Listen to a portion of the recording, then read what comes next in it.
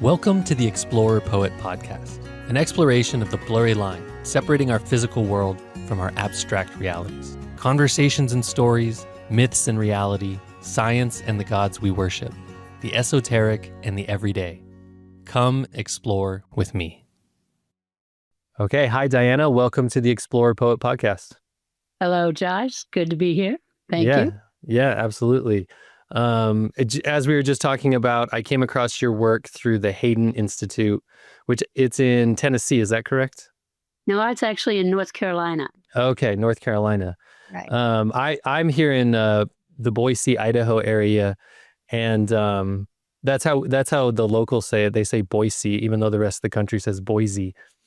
But I'm part of, as I was saying, I'm part of a Jungian, like a Friends of Jung group here in Boise. And through that, I went to one of their events, and they were doing this interesting kind of dream workshop, and it was based off of some of the frameworks that came out of the Haden Institute. One in particular being this kind of 14-step process for analyzing dreams or digging into dreams. And so I thought it was fantastic. In fact, it was like a method of doing it that I had never come across before. And there was, maybe I'll let you explain some more of it, but the thing that really stood out to me was the way that we, and I don't know if this is actually part of the 14 steps or something else, but the way that we would borrow somebody's dream, they would give it to the group. We would all talk about it as if it was our dream, so that we were never saying to the dreamer, this is what you should think.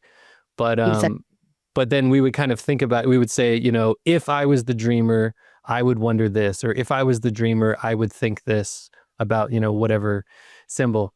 Anyways, long story short, I thought it was fantastic. I felt like I learned a lot. And so then I went and did some research into the Haden Institute. I saw your name listed on the website as I guess pretty much from the beginning. Yeah. So I'm really curious then just to hear a little bit about that story, your story, how you came into some Jungian analysis, how you came to the Haden Institute, and then even a little bit about the Haden Institute. So why don't we start with your story and kind of what drew you towards dreams, psychology, and the symbolic life? How did that start? Well, it could get very complicated, so I'll make it very simple. First of all, I was raised in a family that moved a great deal, so there was never any solid sort of community. So I was always trying to figure out what was next, or where do I fit, or who am I? That whole deal as a child, and ended up moving 27 times by the time I was about, grade 12. So it was insane. So what happened, I think, in retrospect, was that my inner world became much more real than the outer world, because the outer world was totally unpredictable. And it was always changing, and I was always having to adapt.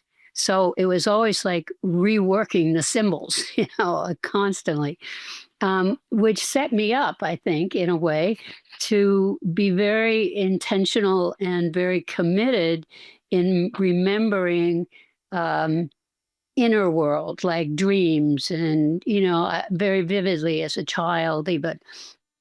And my father was great because he would encourage it, and he'd say, "Oh, tell me about it." Now, he didn't analyze anything, but he thought he did encourage it. So what I found is that when I then went into the world, through the educational system, I didn't fit in the educational system. I didn't have a clue what was going on usually. But my intuition was great. And so I always say I got through school on intuition. And that has been the greatest gift in doing dream work, because it allows me to sort of cross the boundaries in my own inner psyche when I'm working with someone, which is great. And so I often will see things that other people wouldn't see, But it's not to say that it's anything particularly special other than it was survival for me. so it's sort of, this is how I survived. But how I got into Jungian dreamwork was many years after doing several different jobs and different associations, which I won't go into. But I decided to go to university not until my 30s. And I was always drawn to trying to figure things out. So psychological readings were normal for me. I just was always drawn to them. So I ended up in a program which was focusing on psychology, and I loved it. It was like suddenly everything made sense, and I was in my 30s by then.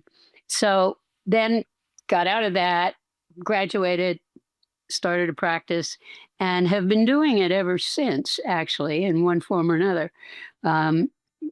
Moved to Canada, had a private practice there for 12 years, and then moved to North Carolina, where I've been for 27. So, and meeting the Haden Institute was a fluke. Met Bob Haden at a resort event, and he said, "Oh, you do dreams? Why don't you come and do this?" So it was just when Haden Institute was starting. But I'm a great believer that the psyche has all of the information we need. It has everything you need. It has what's dangerous, what's not dangerous, what's good, what's not so good, what's challenging. But we don't honor it. Our psyches don't honor it because our culture doesn't honor it. And we say, oh, well, that was just a ridiculous dream. And I've listened to people in grocery lines telling, like, two women were in front of me a while ago, and one woman was saying, oh, I had this bizarre dream, and she's going on and on about the dream. And I'm thinking, oh my God, it's an amazing dream. It's an amazing dream. And she went, oh, it was absolutely ridiculous. And I thought, if you only knew what you're actually saying, but people don't honor because it's not concrete, and it requires intuition, it requires memory, it requires an intention. To work your dreams, there has to be an incredible intention.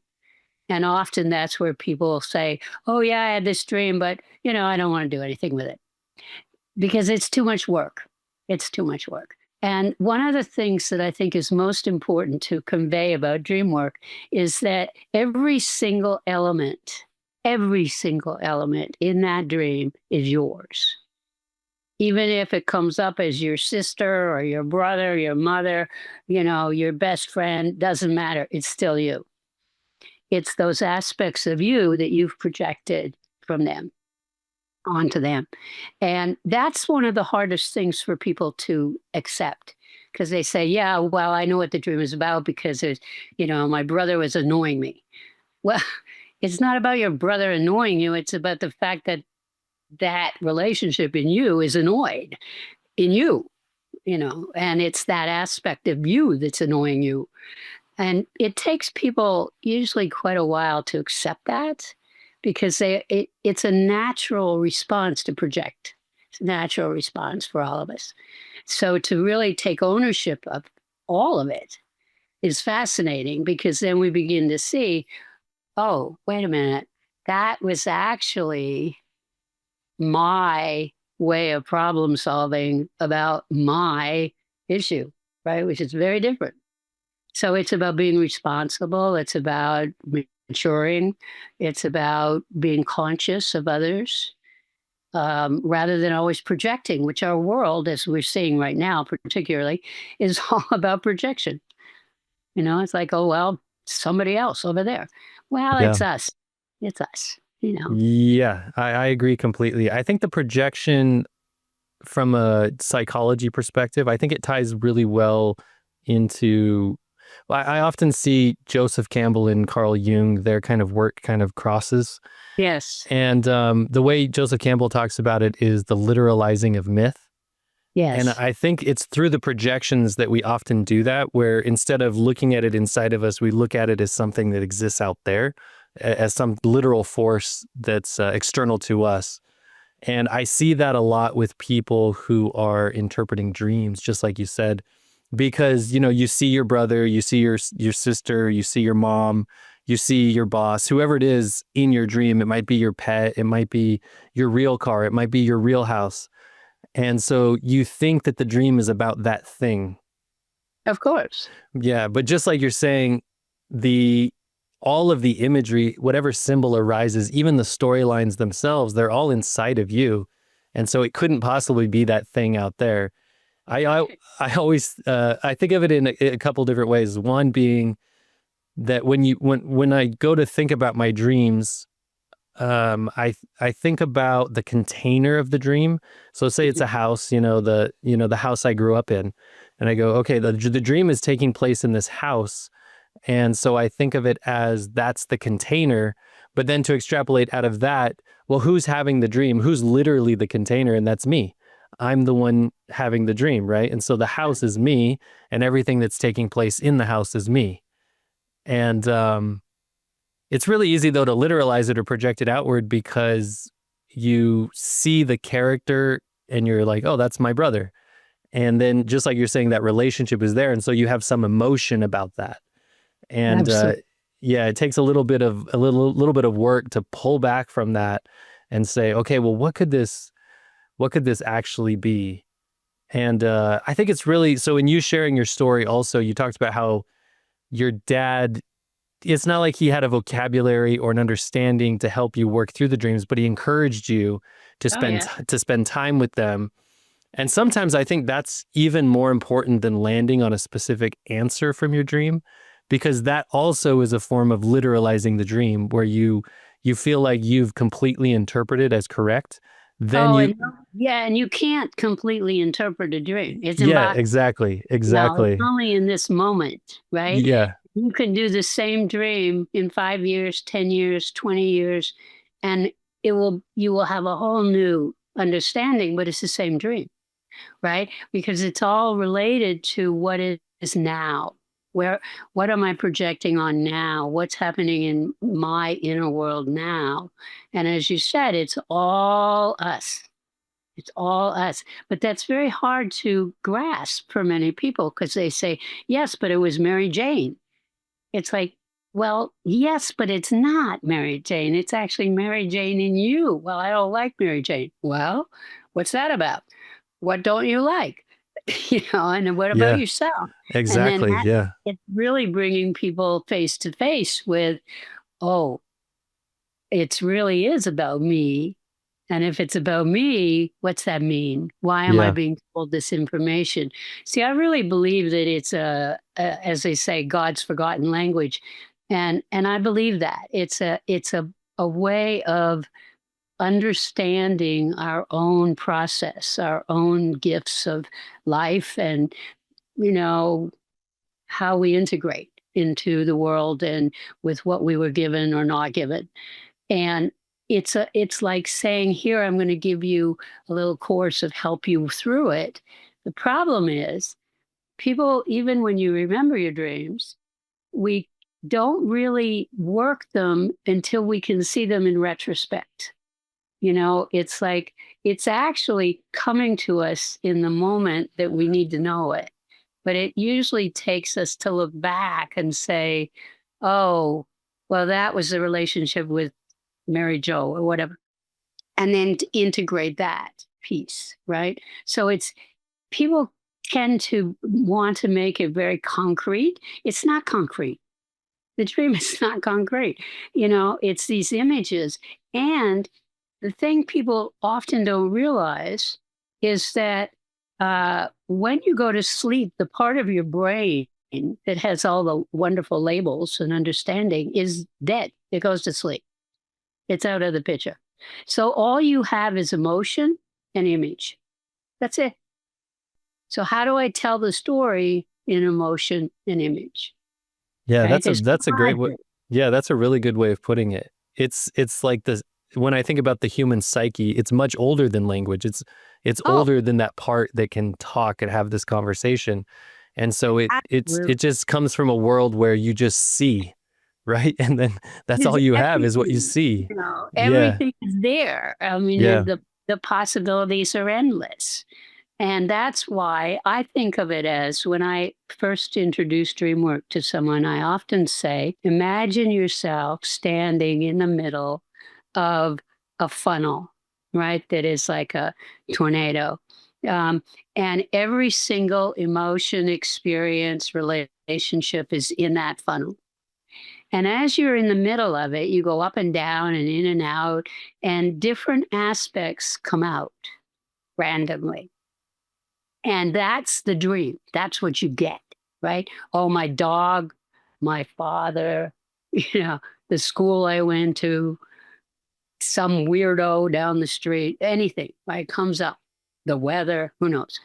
And so then you wake up, you go, oh, wow. So hopefully you record that, or at least as much as you can. And then when you go back to work it, it's to realize that this is your own, that whole funnel is you. It's all you. And this is giving you information you need to know right now to help you become a little more aware, a little more conscious, maybe make a particular move or, decision, who knows. Um, and it also gives us a real deep insight into our emotion, because we, as you well, I'm sure would agree, um, our culture doesn't really honor that. It tells us what it should be, but it doesn't really meet people where they are a lot. And Jungian psychology does do that. It's like, okay, I want to hear about you, which may be totally different from the rest of the crew here, doesn't matter. Yeah, I think our modern culture does this thing where certain emotions are allowed and certain emotions are not allowed. And so Yes. you get this splitting. Whereas, yeah, from a Jungian perspective, it really is about balance and seeing yourself as a whole entity. And so you have a light side and you have a shadow side, and you got to integrate both into a whole. Well, you have to try and find a way for them to have a dialogue at least, and people are, when the minute you say shadow in Jungian psychology, people often go, oh, well, I don't have a shadow. Well, everybody's got a shadow. I'm sorry, but everybody's got a shadow. Yeah. And sometimes it's darker and lighter than other times. It's like we all vary in that. And the more we can accept the fact that that's the unknown parts of me, the more I can then derive out of that what I need to know to maybe make a better decision, to do something in a healthier way, to make a better, decision about my own future, whatever. Yeah. It just coming from my own personal experience, it seems to me that the people who are the most adamant that they don't have a shadow are the ones that have the, like, I The wouldn't maybe, biggest. yeah, the biggest, but like also the shadow that's the most impactful on the people around them. That's true. Yeah, and also I see that sometimes when people approach ideas dogmatically. Just thinking of my own life, like family members, just people who can become so rigidly intent on literalizing their own belief system that they always think that they can't see themselves as doing bad when they've just decimated relationship after relationship after relationship. That's the shadow, That and is the shadow, and we yeah, all have the shadow, you see, and people get very offended sometimes and say, "Well, I don't have a shadow." Well, of course you have a shadow. If you stand outside and the sun's out, you have a shadow. Give me a break. I mean, we all have this shadow aspect, and the task, I believe, that we're called to is to, first of all, accept the fact there is one, and then gradually begin to have a dialogue with it, or begin to listen to it, because the shadow is not always bad. People tend to immediately say, oh, that must be negative or dark. It's not necessarily. We have a bright shadow too, which is your creativity. Your, often artists have these amazing shadows, which are about how they produce their creativity.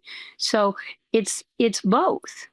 It's both light and dark. But in order to be able to make conscious decisions that are hopefully good in the world, in my little world, I need to know what some of that influence is, and I need to pay attention to it.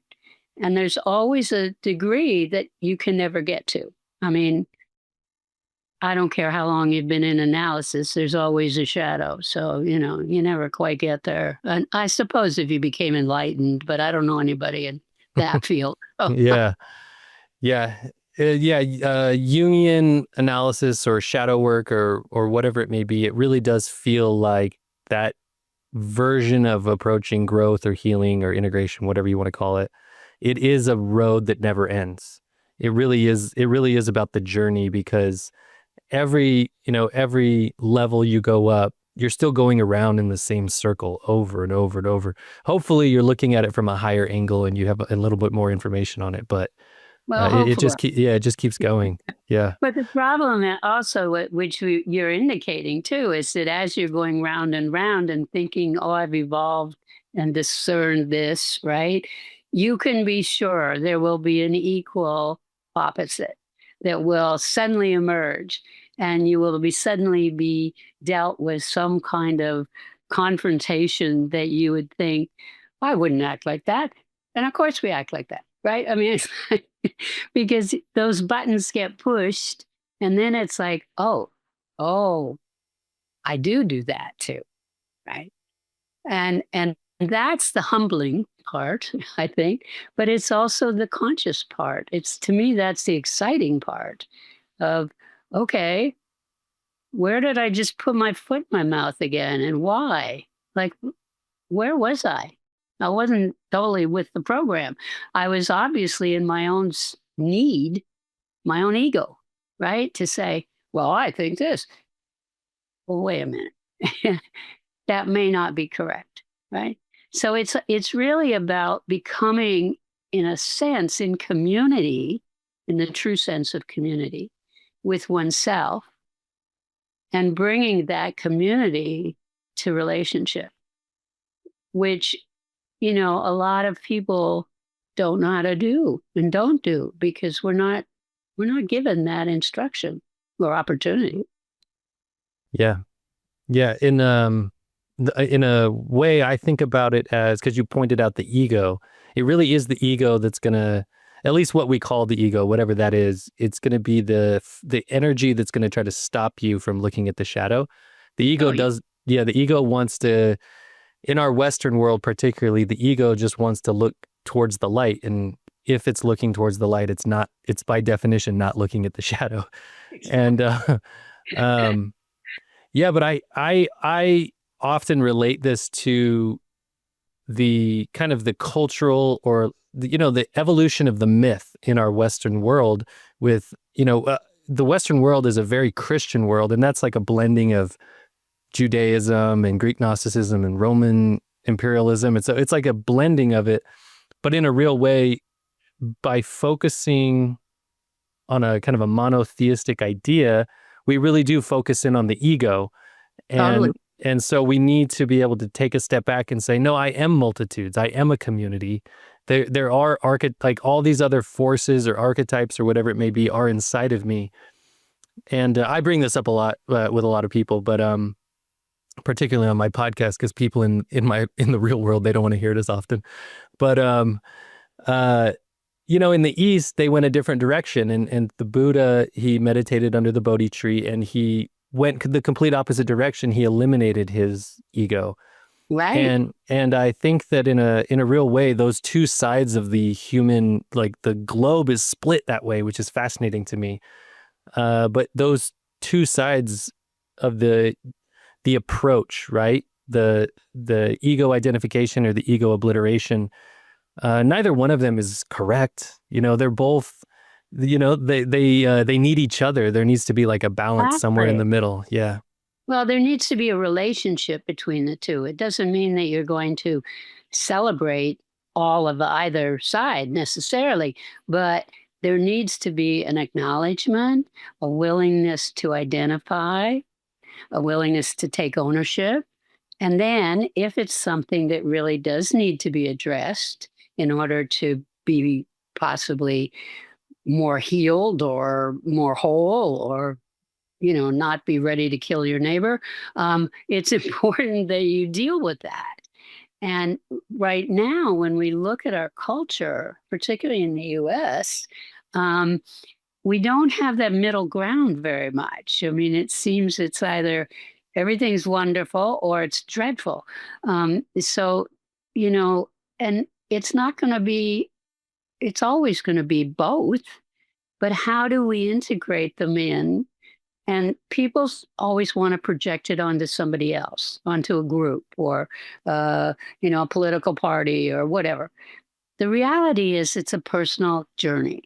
And every person has to take responsibility ultimately uh, for their own shadow, their own stuff, and the things that, take me to a dark place, that make me angry, that make me rebel. I can only identify that and I can only change that.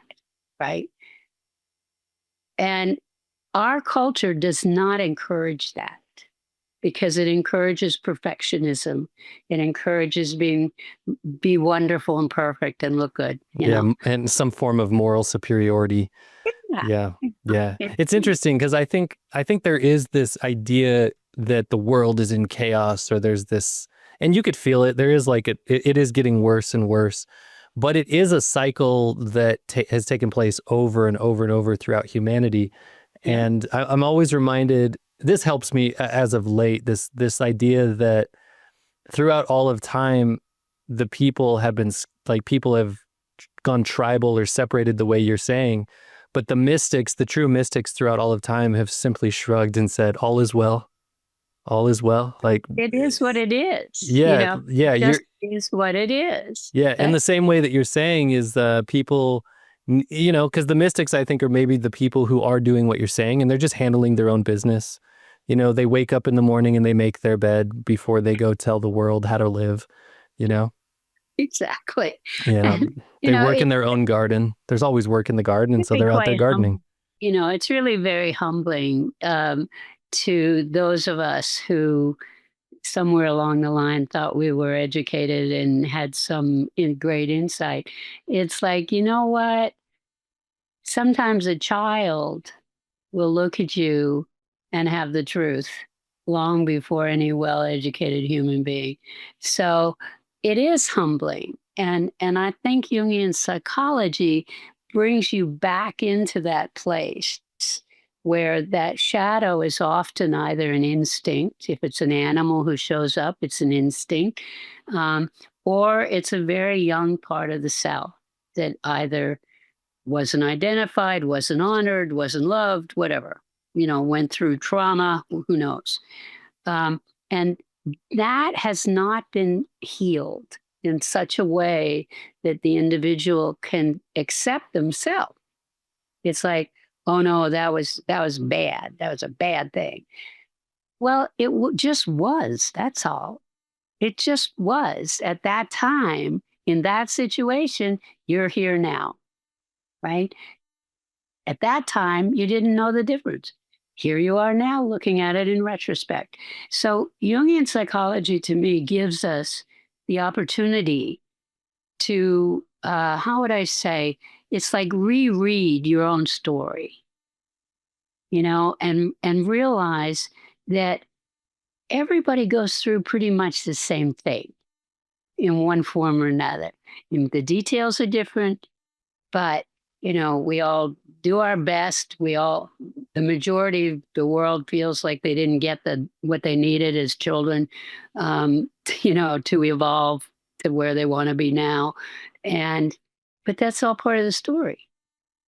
We are constantly growing, and it's our responsibility, to take it to the next level if you can. Yeah, but absolutely. People are very threatened. Yeah, I think it's probably two things. It's the being threatened part. People have fear. It's going out into the unknown. But the other part of it is, which you've touched on a number of times, is just in our culture, it's not taught, it's not encouraged. Yeah. And but yeah, to really look at, what in the New Testament, what Jesus talks about, being born again, become like a little child. Go back to that place you were before you were forced to not be a child anymore. All those moments that caused you to, put up walls or cut off part of yourself and throw it to the alligator. And then, it's go back to those things that made you not be a child anymore. And yeah, there's a lot of good language lately too with Jungian psychology, but just a lot of just kind of the modern thinking around trauma and recovery. And just being able to look at those things that have always felt like the bad part of us as something that was necessary at the time. It was not bad. In fact, it was amazing at the time. It saved you. It got you through. And so you can look at it with some gratitude and be like, wow, like I'm really grateful that I was so neurotic for so many years, Because if I hadn't survived.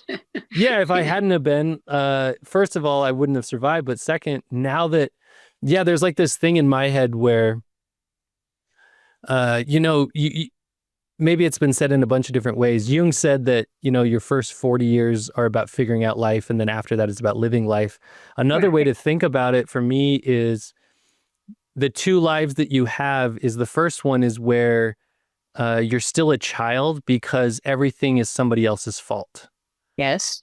And then the second half of life is realizing that once you realize that it's now into your control, everything has to be your fault going forward. You have to just accept it. Because once you realize that, oh, that was the childhood that I had, from that moment on, you've had an epiphany. You can't go back and blame people for how you live life going from that point forward. No, I mean, if you're going to be conscious, it's about looking and saying, okay, I got that.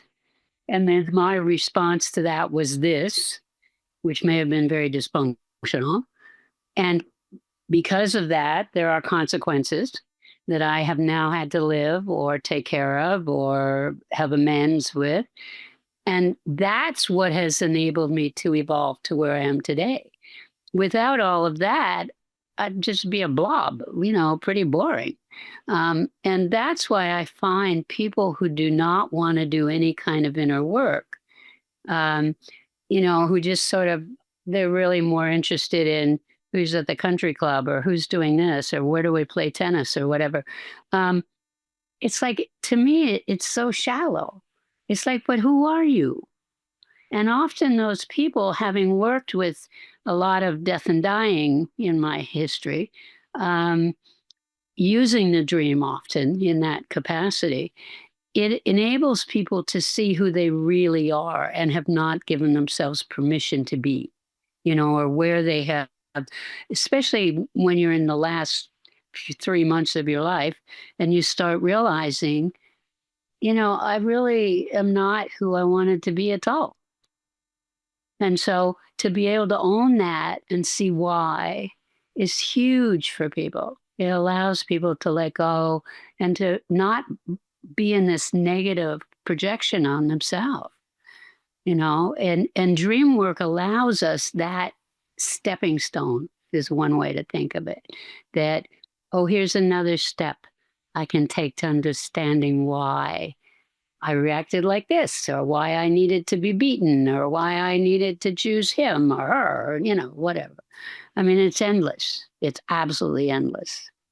That's why it's so fascinating, because it never ends to me. Yeah, absolutely. Don't get bored, right? Yeah.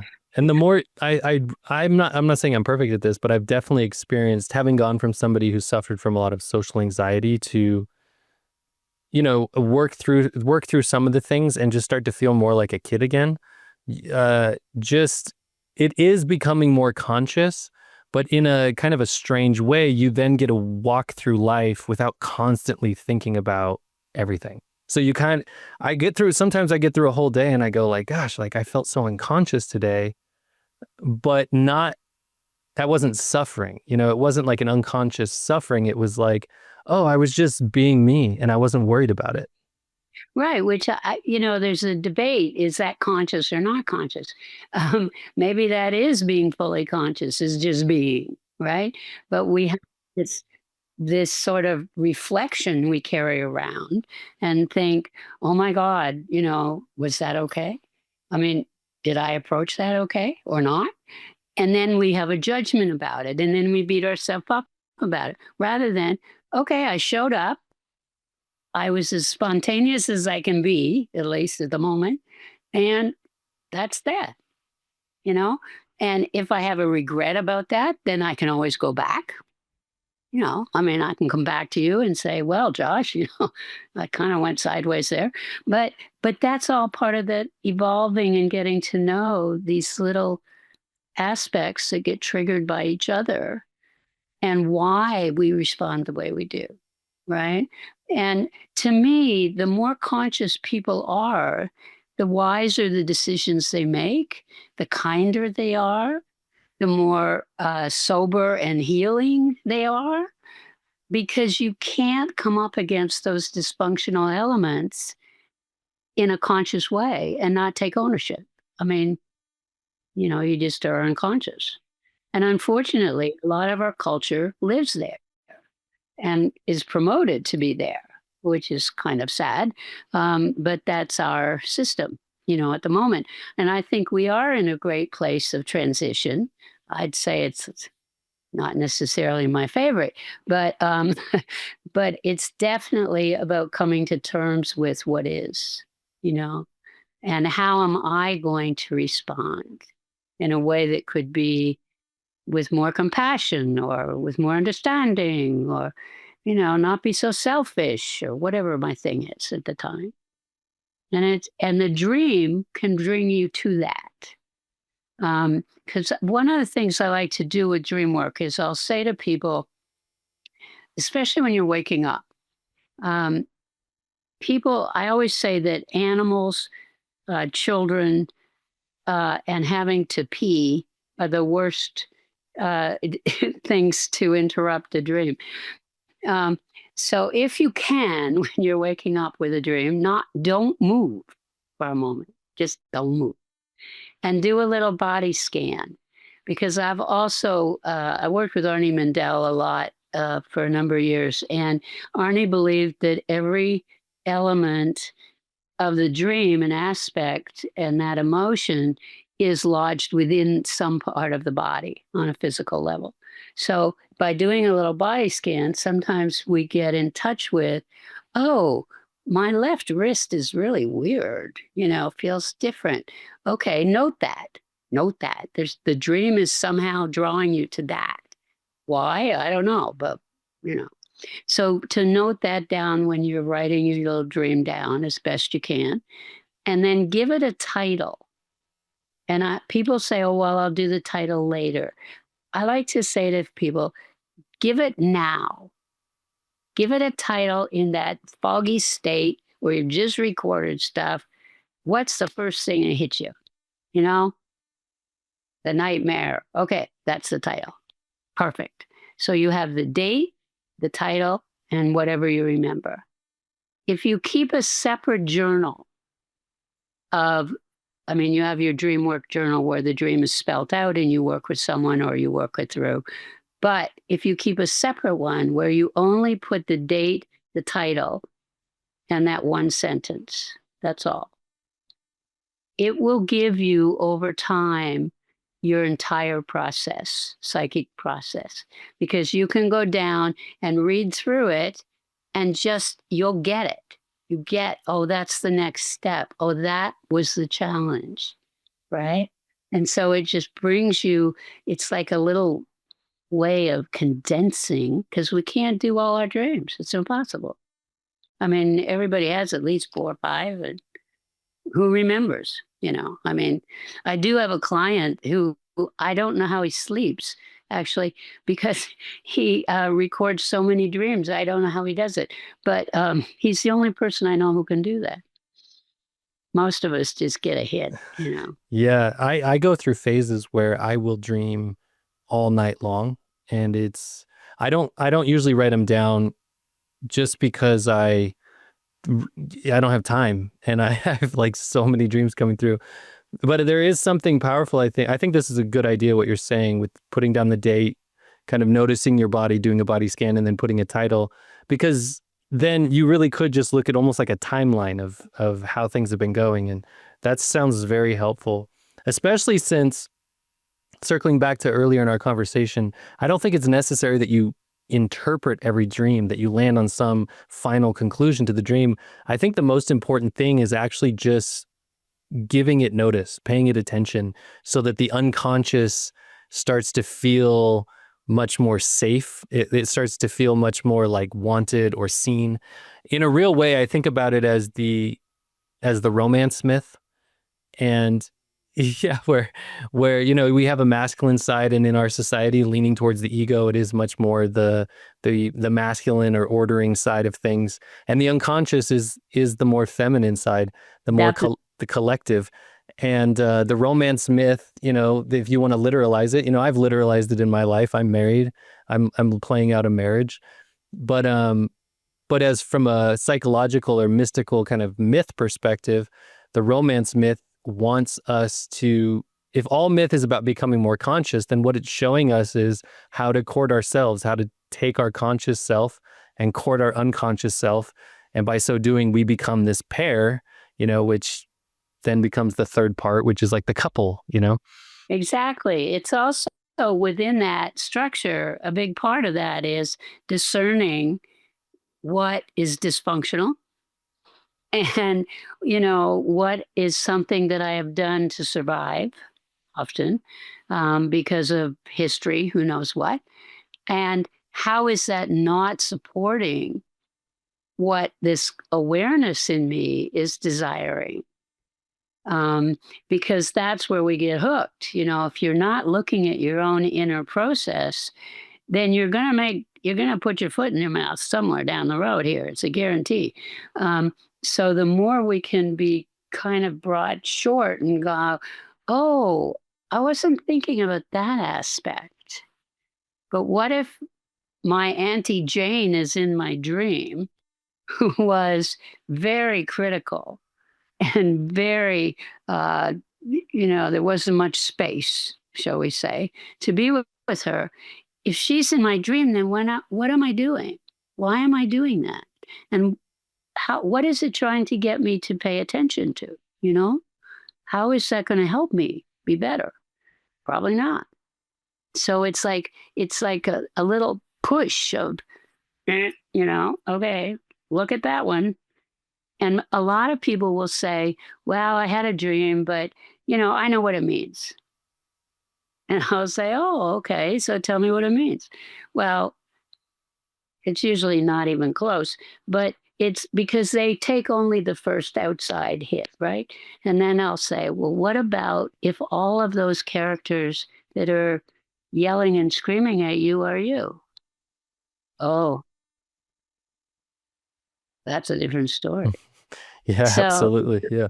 I see a lot of people going back to the story you shared about being in the grocery store and seeing the women talk about their dream, where they're talking about it as if, you know, dreams are crazy and this doesn't mean anything, but let me tell you how crazy it was. So people who do that and who are unwittingly sharing with other people their inner psychology, you know, I have a brother who a woman shared with him her dream, and she was doing that where she wasn't thinking at all that this is, you know, a reflection of who I am. She's just telling him this dream, and he's just like shocked because he's like, oh my gosh, like you have no idea what you're even struggling with. that's true. Yeah. And then the other thing I see is, and this I think is common more when people are actually trying to understand their dreams or share their dream, interpret it.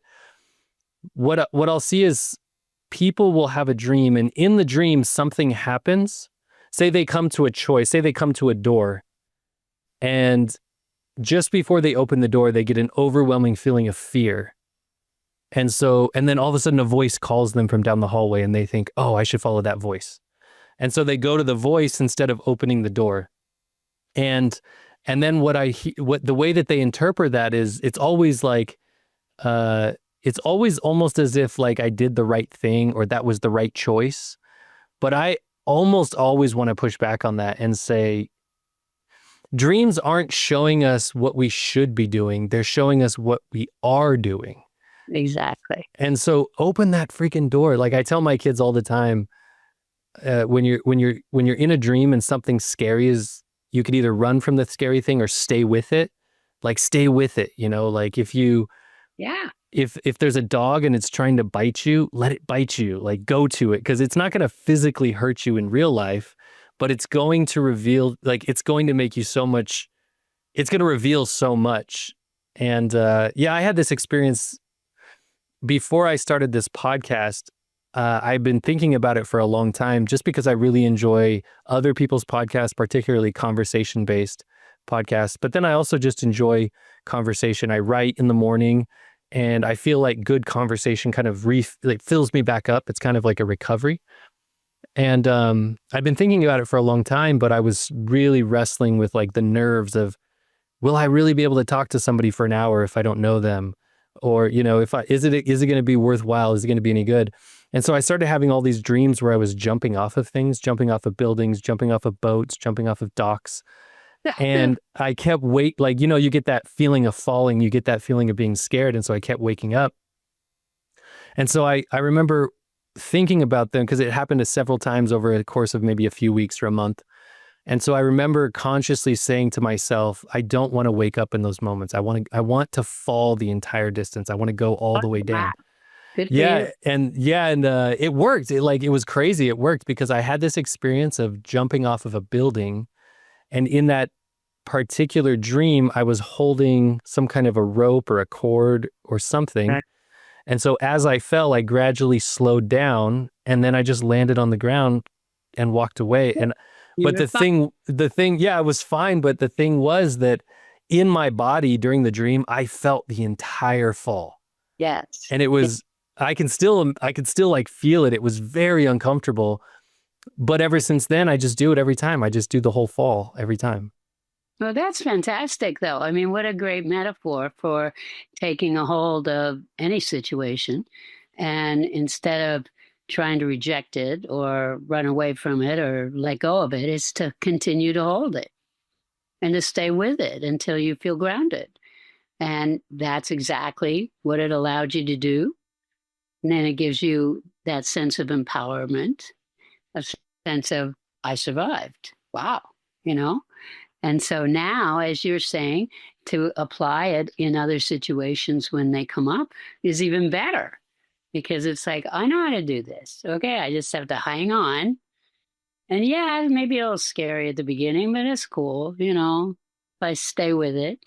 And that's true for almost anything in life. I mean, I'm a great believer that if we risk just staying present, and I'm not saying there isn't fear or there isn't grief or all sorts of other elements that show up, but if I can just find a space for a moment to stay closer to those things, then they change. I change, they change. Then our relationship changes. And then I'm not afraid. So I don't have to operate out of fear. I can operate out of, okay, that's familiar. What are my choices? What are my choices now with that new piece of information? So it is constantly going around and up and down in this tunnel of information. And these different pieces come out, and it's like, whoa, okay, what's that about? And where do I feel that? And, what do I need to let go of? It's usually a lot of letting go, in my experience. Yeah, it's a lot of the more we get, the more you let go, Yeah, releasing the breath. Yeah. Oh yeah, like let it go. You're still here, you survived. But it's also dream work is a great tool for bringing people to a place where they can perceive not only their experiences and their reactions, but what have you learned? What have you been called here in this life to learn? And to me, that's really the core of doing inner work. It's like, why am I here? How come? I mean, okay, so I show up as this little kid who, is spoilt and,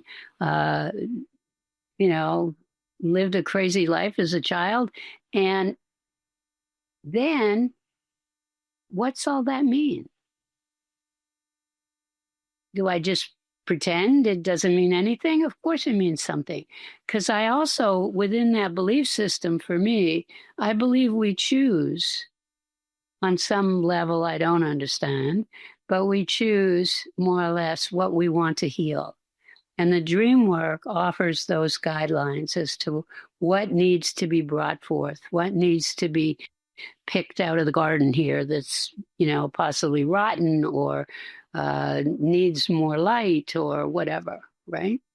It's like, how do I use this in a way that helps me to be healthier for myself, but also in the world? I mean, we need it right now. The world needs, to feel safe with each other. And people are not feeling safe with each other. I mean, that's a sad time, I think. And especially lately, seems like. And it's not just here, it's globally. I think it's a global situation where we're evolving. I don't know what it's going to look like on the other side, but something's got to change somewhere. Yeah. Have you read Carl Jung's Red Book, the Red Book? And oh yes, I have the large version right over here, and I have a smaller version too. Yeah, quite extraordinary.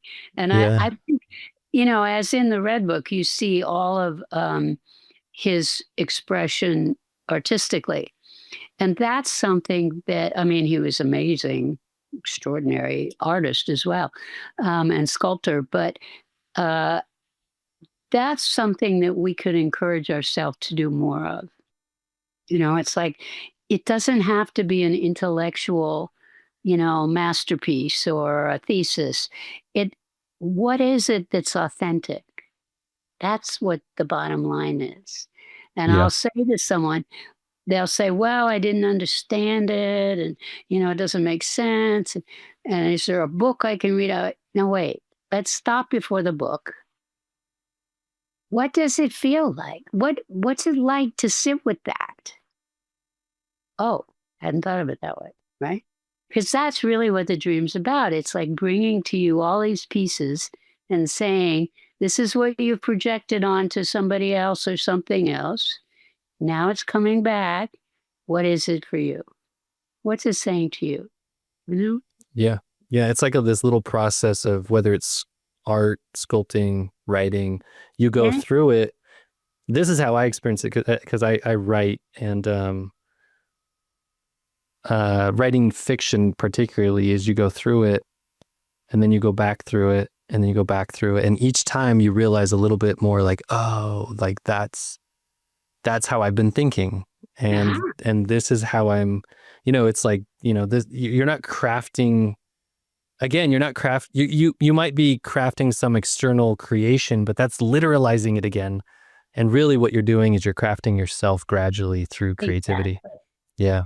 And you're bringing out, another way of saying that is you're giving yourself permission on a cellular level to express what is there, because everything is registered in the body on a cellular level, whether we buy that or not. And so, I believe that that's reality. So, what is this piece? Why is this up now? And it's fascinating doing dream work with people who, have medical situations or are dying, because it's in those situations, it's raw. It's like what you get in those moments is usually pretty base truth, and it's important to pay attention to that. And a lot of people discount it and say, oh, well, I was dreaming because I had surgery. Okay, so what was there? What was going on? Oh, well, that's ridiculous. Well, what if it isn't, And then you start playing back. And invariably, I don't think I've ever had anyone say to me at the end of a dream session, that doesn't relate to anything in my entire life. And if they did, I wouldn't believe them anyway. Yeah, absolutely. Yeah, it really Yeah, does. I mean, it takes a lot of courage, it takes a lot of effort, but also it just takes a willingness to see. And I think a lot of people think about dream work, they think about a lot of myth or anything esoteric that's not in their wheelhouse. They think of it as woo-woo. But just yeah, like you're saying, I genuinely believe that this version of like storytelling and all this symbology and all these archetypes, I think it's encoded into us. It's how our software runs. It's our processing system. And so all the myths and the stories and symbols, that's just a way to contextualize it in the real world so that you can actually work with it. that's And true. and It's true, and yeah, it's the way we heal ourselves, you know. And when people commit to dream work, it is a healing process. I mean, to me, for me personally, I can own it. Um, Without having entered into that work, when I was 30 years old, or actually younger, um, I don't think I would have made it. I'm pretty sure yeah, because I feel the same way because it's become like my thing and it's how I see the world. Just like when you were from the very beginning, you said when you kind of came across this like Jungian way of seeing things, all of a sudden things started making sense. yeah, And that's how it was for me. The world started to make sense. right. It's Yeah. not, and it gives you the word complexity comes up for me, where you get to see a multitude of elements associated with something rather than the black and white, which we are raised in. Well, that's good or that's bad. Well, there's a big middle ground here, and what about that? And to me, I love seeing it in children who are not being into regimented schooling, who see that naturally. They go, well, yeah, but it could also be this and it could also be that. And it's like that's what we were given the gift of. But then our systems have tried to narrow that to a place of, well, that's wrong, or that's the right answer, that's the wrong answer. Who says it's a wrong answer? You said it's a wrong answer. It's not my wrong answer, Yeah. right? Yeah. But that's again, going back to the Garden of Eden, that's the tree that our ancestors took part of. It's It is. fascinating. It's fascinating to me. I love it actually. I mean, Um, and the more complexity, the better. yeah. I mean, Yeah. to me, the more people say, "Well, I love it when I'm working with somebody with a dream, and we'll go through some element, and then at the end of that, they'll say, "Well, I see what you're saying and helping me see, but what about this also, which could be complete polarity?" And it's like, yeah, it's that too. And that may be the piece that is sacred for them. It's Yeah. not for me to say. That's It the beauty of not like making it too concrete because most of reality is paradoxical and it's yes and yes rather and than yes yes, or no. Yeah. Yeah. and maybe yes, I mean, it's always possible. It's always a possibility. Yeah. And it just depends on how open I want that container to be, you know? Absolutely. Yeah. Do I want it to be flexible? And the only way it becomes flexible is to allow more in. Otherwise, it cracks and then we get crazy, or do stupid things. Um, Yeah. if we can stretch with it, and the dream world encourages that because it tells us things that seem ridiculous. It's like your dog sitting there talking to you, to giving you a lecture. And you wake up and think, okay, now I'm really losing it. You know, the dog's sitting here looking at me like, duh. Um, and, but if we take that as that instinct in ourselves, that masculine instinct that needs to be cared for, what's that saying? That's a whole different story. It's a Yeah. whole different story. Yeah, absolutely. Well, Diana, we are pretty much up to our hour already. It went by Ah, very fast. wow. But I Okay. want to I want to make sure that we mention your Awakening Soul Oh, conference. yeah. And so maybe in the last couple minutes you could just give Sure. us a little promo pitch on Awakening Soul and what it is and what you do. Awakening Soul was established by my husband and a partner of his. They created it initially, wow, I think it's now 14, 15 years ago. And it's an annual event. We bring in a keynoter or a couple of keynoters, and then it's an opportunity to hopefully encourage communication between um, different cultures is lately what I'm trying to encourage, so that there is a safe space to look at, for instance, mm, well, we could say, look at DreamWork. I mean, we could bring that in. And a lot of the people who come have not been involved in some of these areas, have not been committed already to social justice or other areas that we try to focus on, and to encourage people to show up and say, wow, that's different. This is a different approach. This coming November, we will have Cynthia Bourgeault and Matthew Wright, who are our keynoters. And I mean, anyone who knows Cynthia Bourgeault's work, it's sort of mystical, alternative, evolving, I would say. I think she would agree with that. And Matthew is also one of her students who has come out on his own and who is wonderful. So it's an opportunity for people to tap into a new path. They don't have to commit to it, but it's a chance to have 3 or 4 days to experience it. And so we have keynoters, and then we have small group, we have creative endeavors, artwork, etc., people outlets. And it's really about encouraging community in the truest sense of the word, without judgment. It's trying very hard not to say that's good or that's bad. It's just, let's look at that. How do we give a safe space for that to be talked about and to learn, you know? Yeah, that's awesome. I think it's sorely needed in our world today. So I think it's great that you're doing it. I really appreciate you taking the time to talk with me, Diana, and I would love to do it again. Sure. If people want to find you, find your work, find Awakening Soul, where would they go look? Where would That's they a find good you question at online? the moment.